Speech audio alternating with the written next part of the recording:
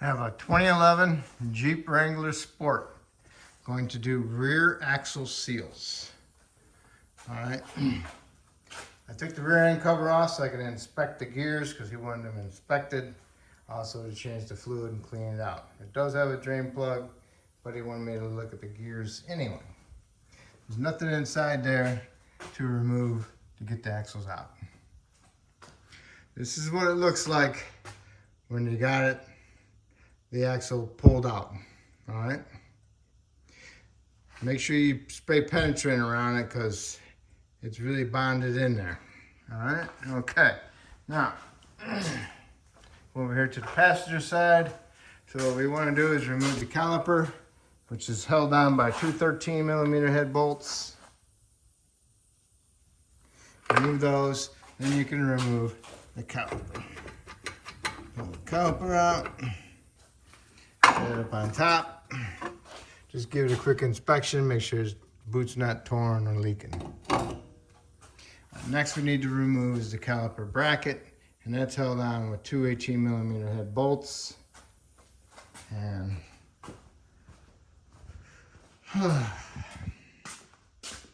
that's what those look like.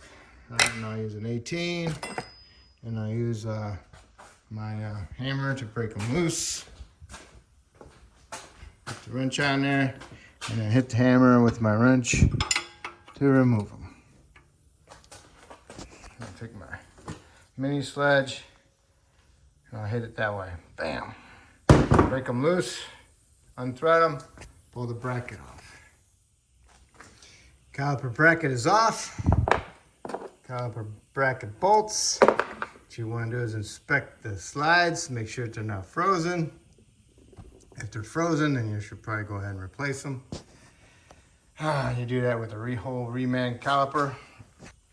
Pull off your brake rotor. If it's bonded on there, you want to put some penetrant around it and smack it with a hammer. Vibration breaks it loose. Got that off. Next, what I'll do is I'll remove the ABS sensor. But first you have to remove the connector, and it does have a lock. Got to push the lock back, and then you can push the tab down. Sometimes you can't get access to push the tab down very good. So I'll get an angle pick, and I'll go in there with my angle pick, and I'll lift that little tab up and pull it off. Next, it's got 4 retainer studs. It's a retainer plate inside there. And it has nuts on the back of it, and those are 18. You want to remove those 4 nuts. Okay, there's the back side of it. All right, so here's the nuts right here. One there, and one there. One on each, 2 on each side. Okay, so spray it down with some penetrant, let it soak, and get those 4 nuts off of there. And then also there's the ABS sensor is right here. I recommend to remove it so you don't break it. Held in with a 8mm head bolt. And it's usually rusted in there because the metal expands and squeezes out real tight. So here's the sensor, and here's the bolt. Okay, you have to use a 6-point because you'll round it off. I used a 6-point wrench. I used the 1/4 socket, but didn't want to bite. I have all my retainer nuts off, 18mm. Put my wrench on it, hit it with a hammer, and broke them loose. Put a ratchet on them with a socket. They all came off, and it worked out good. Put my 8mm wrench on my sensor bolt, broke it loose. And I could use my 1/4 ratchet. And I got me a screwdriver and a hammer. I got underneath the sensor, worked at it. It won't twist, just so you know. You have to pry it straight off. What you do is you work at it, get it underneath this end, and then kind of tap it right there with the flat blade. And eventually come out and just got to work on it, put some penetrant on it. And this is as far as it goes at the moment.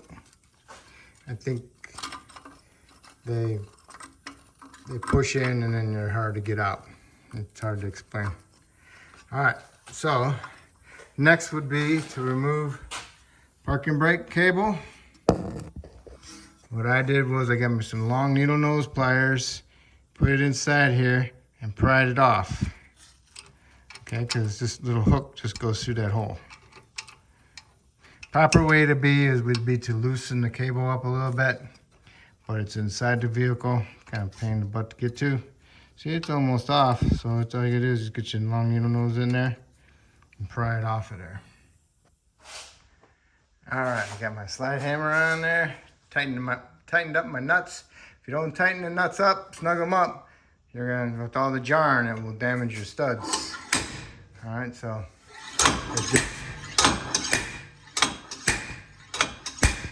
not easy task. So you're really gonna have to hammer it, to break it, and pull it out. Okay. Okay, here it is. This one came out easier than the other side. But here's your bearing plate retainer, your seal, your bearing, and your bearing retainer. So you need to put your axle in a vise, and you need to drill this. And then once you got it drilled, you don't want to drill into the axle. I know you'll drill into it a little bit, but then you get a chisel and you smack this with a chisel and you'll crack it, and you can take it off. Tap it down with a chisel or a impact chisel. All right, you put your axle in a vise. This is what I use, die grinder. Cut into it, cut into the bearing. You're replacing this, and this, and this. Okay, so cut into the bearing retainer. And when I got down so far, I didn't cut into the axle, but when I get down so far, I can cut it in the bearing, that's fine. You hear it snap. And there's a hairline crack inside there. All right, so now you can go ahead and tap this retainer off. Tapped it off with my screwdriver and my hammer. Now, what you want to do is you want to cut your cage, and you want to pull your cage off, and you want to get all your rollers out of there. If you want to just go ahead and use the die grinder and cut the other part off, that's fine. Try not to cut into the plate retainer. All right, you cut into it. So what you want to do is stick a screwdriver in there, open her up, remove your rollers and the cage. You can use your side cuts also. Cut the cage off. Okay, you got the bearing cage off of there. Threw all the roller bearings in your scrap. Now what you want to do is you want to cut this bearing race also. And try not to cut into the axle on this side, because that's where your seal is going to be. So you don't really want to cut into this part. Okay, so let's see what happens. All right, I got a nice groove cut in it. I should have did it long ways this ways. That way I can get more of an area of it. But, oh well. So next time I'll cut it this way. All right, so I got my nice big chisel. I'll get right there and I'll smack it really hard, and it should crack it. Yeah, I smacked it pretty good. And look. Voila. Didn't hit the axle over here on the seal part, so I'm good. Got a little bit right here, no big deal. All right, so now I can pull all this off. Remember the order: retainer, seal, bearing, bearing retainer. Now all you can do is clean it all up and do the same thing to the other axle and get your parts. All right, here's my other one. I'm gonna cut it. It's okay to cut into the cage. And once you cut it down, you don't have to go all the way down. You can just go and then so you think it's good enough and smack it with the chisel. See if it splits it. If it don't split it, then go down a little bit more. Okay, did it this way too.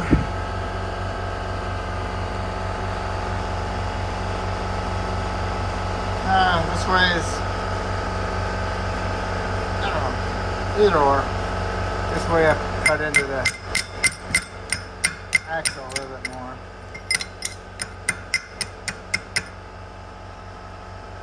Still it's okay though. Now, take all that stuff up and clean it up. Next you need to do is get this race out. You got one of these.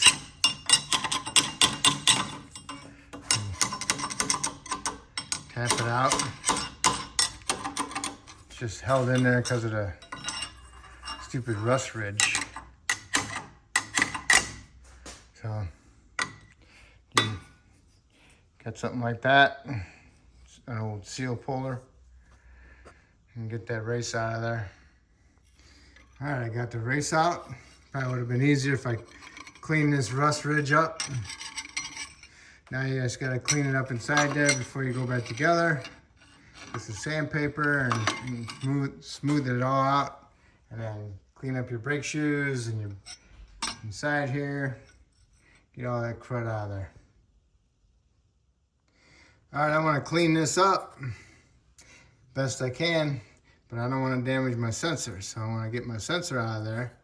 So it rusts up inside here and closes it up, so it makes it a little bit tighter for it to be removed. So what I did was I turned it I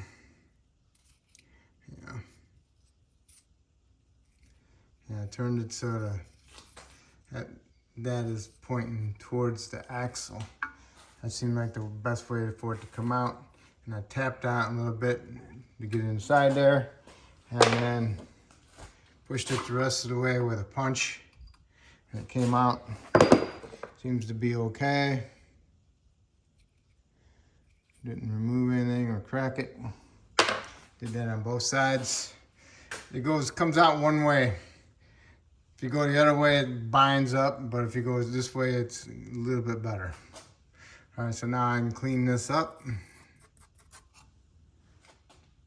And don't forget about your rust ridge right here.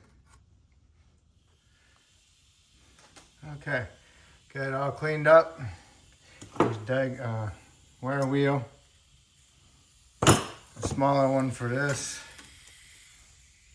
Guess I could do the bolt holes too. Didn't even think of that.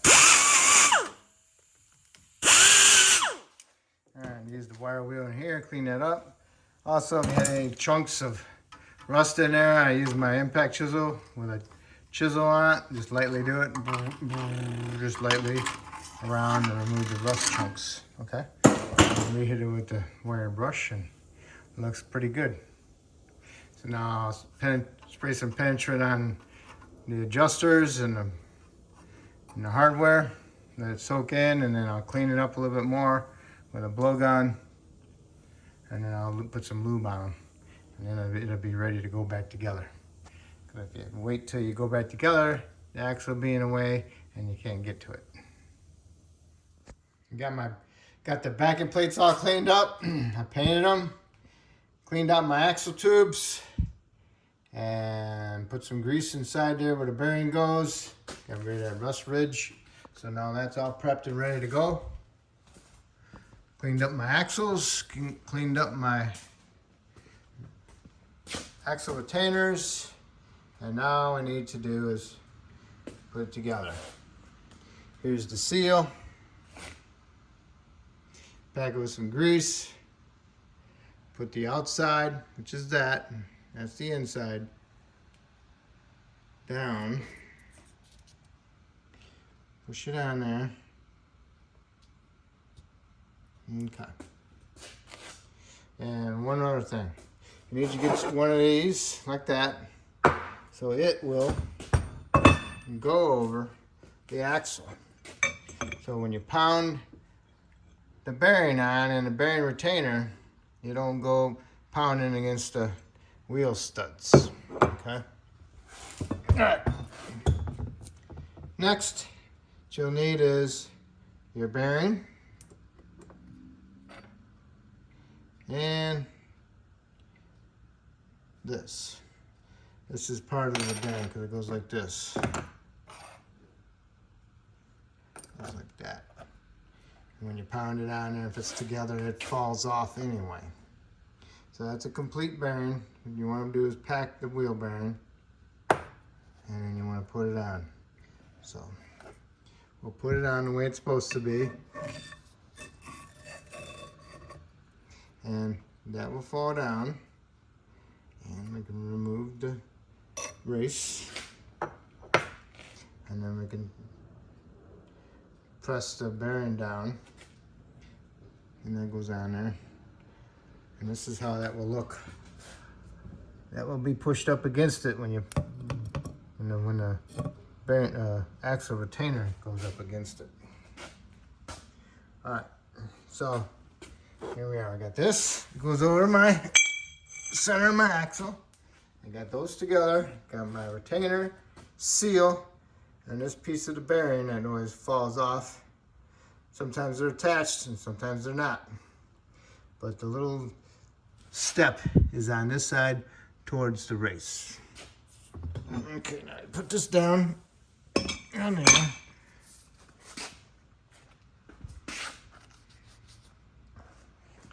And I have a pipe. Here's my pipe. Goes over it.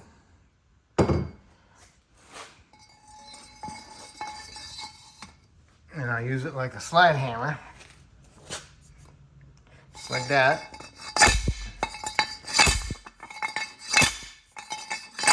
Pushes the bearing down.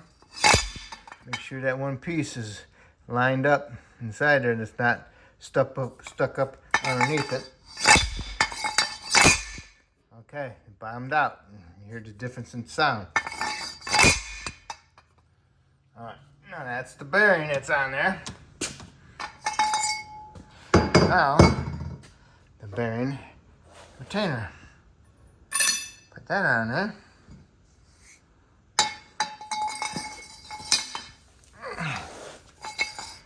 Here we go.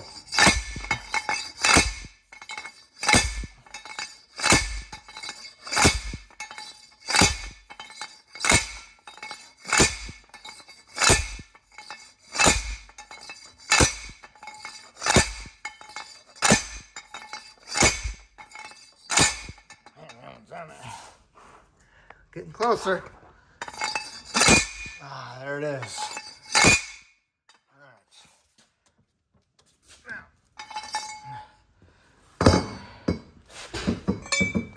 Okay. Finished product, just like that one. And next, race. Like that. And make sure it's, you want to pick up on this, push that seal up. And so it closes the gap on that piece. All right. Okay, now we'll install it. All right. Make sure when you install these, that these bump outs are on the sides, because remember you got your wheel speed sensor, so it has to go through it, because otherwise it'll hit right here. Also, put a little bit of lube on your tips of your axles, and that'll help it out going into the diff. Okay, stick the axle inside there. Then, remember the cutout right here for the sensor. And you want to be able to pick this axle up and put it inside the differential. Inside there, get lined up inside the tube. And then pick it up, get lined up into the splines.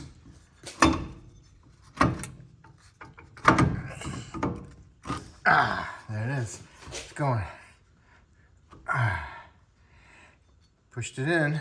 Now, push your plate in there. Get your nuts started on them. Once you get your nuts started, and you want to push your axle in the rest of the way, and equally thread your nuts on, doing an X pattern, okay? Till you run them all down, and then you want to torque them, and you want to tighten them up to 55 foot-pounds. Let me double check that. Yes, the torque is 45 foot-pounds for those retainer nuts. So equally tighten them up, and then tighten them, snug them up to 45 foot-pounds. All right.